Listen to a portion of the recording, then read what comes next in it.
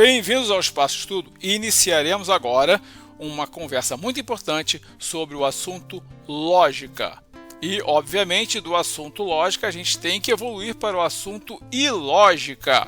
E por que eu destaquei aqui as recentes questões em torno das eleições e do PT, do PSL e diversos outros partidos, e Lula e Bolsonaro? Porque nós estamos vivendo uma situação de muitas fake news.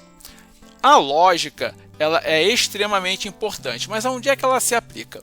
Vamos olhar aqui, por exemplo, a natureza do universo, a origem do cosmos. Isso era tratado pela religião, inicialmente. Quando surgiu a filosofia, que basicamente utilizava a lógica, então a filosofia passou a tratar e melhorou as visões que nós tínhamos sobre o cosmos, a sua origem, a sua natureza e o seu destino. Mas realmente o conhecimento tornou-se muito mais perfeito, muito mais preciso quando a ciência começou a tratar do assunto. Porém, embora a ciência seja a nossa ferramenta mais importante para o entendimento do universo, ela não se aplica a tudo.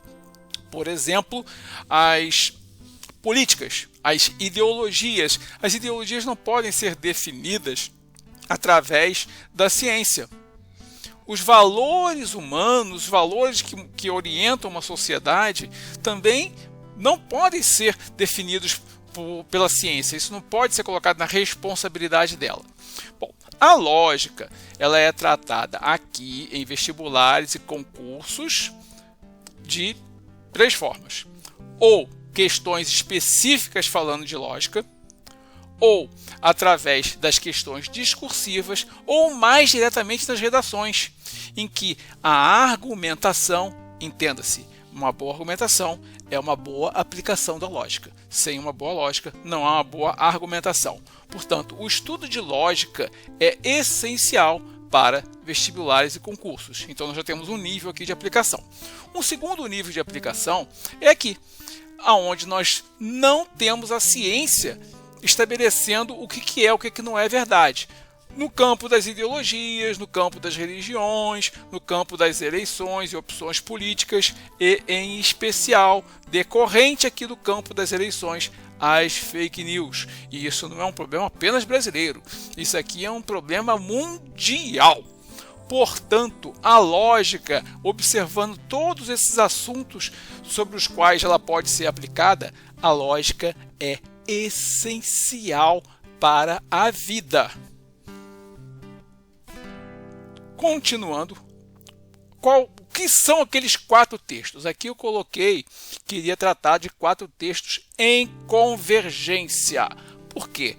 Porque eu considero esses textos extremamente importantes e que eles convergem em termos de valor, de forma que todos podem aceitar esses textos. Vou explicar o porquê.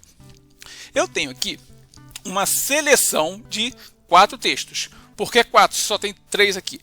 Nós temos aqui A, B, C, só que esse texto C, ele indica ao final um 4º texto, o D. Então, são 4 textos. Foi uma seleção feita por militares, mas indicando textos feitos por civis. Então, aqui nós já temos uma primeira convergência em que civis entenderam esses assuntos como importantes e militares também. Tanto que escolheram esses textos para serem colocados aqui como recomendação, tá, de material de apoio para aulas pela revista da Escola de Guerra Naval. Então, esta é a primeira instituição. Temos ainda a Universidade de Alberta, porque ela está aqui. O autor desse texto, Stephen Downes, ele foi formado pela Universidade de Alberta, um canadense. Esse texto aqui, o B, o autor é Frederick, tem um R aqui, esse aqui foi publicado no site de forma equivocada. Este site, infelizmente, não está mais no ar, tá? Esse aqui foi um acesso em 2021. Este é o endereço, porém, esse link já está quebrado, eu não consigo mais acessar, mas eu, na época, havia salvo a imagem dessa seleção. Tá? Então, aqui, ó, o Frederick, ele é da USP. e ele é uma pessoa com dupla nacionalidade, brasileiro e norte-americano. Aqui, o Como Evitar Falácias, infelizmente, eu não consegui descobrir quem é o autor, pessoa física, mas é um texto da PUC do Rio Grande do Sul. É um texto de produção textual para o meio acadêmico.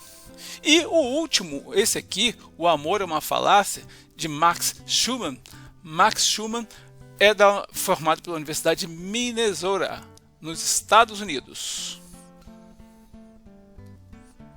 Aqui, Minnesota.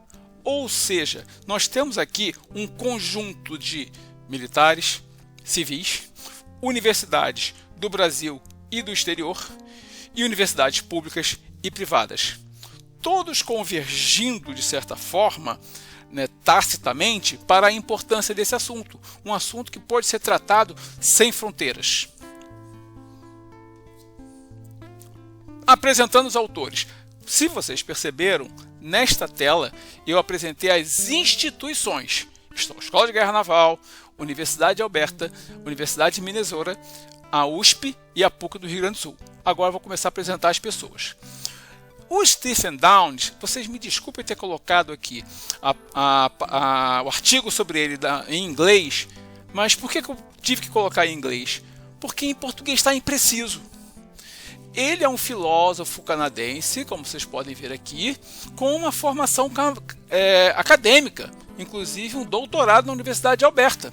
Só que a página em português omite todas essas informações aqui e, acredite se quiser, traduzem filósofo canadense como designer.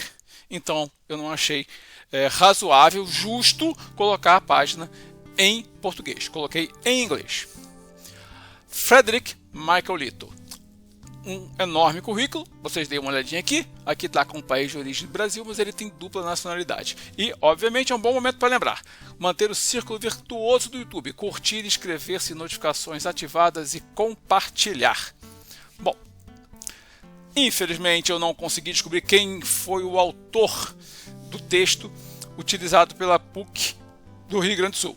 Mas, se alguém souber, depois coloque aí nos comentários para a gente atualizar. E por fim, tá? Este livro, observem, 1973, um livro bastante antigo. Foi neste livro que foi publicado o texto, um dos textos importantes aqui que eu vou mostrar para vocês, tá? O texto chama-se O Amor é uma Falácia. Ele está aqui, onde vocês podem ver como a quarta indicação de Max Schumann é o autor. Pois bem,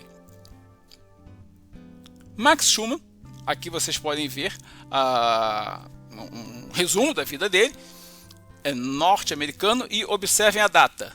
Ele faleceu em 88. Bom, por que eu estou chamando a atenção de países e datas?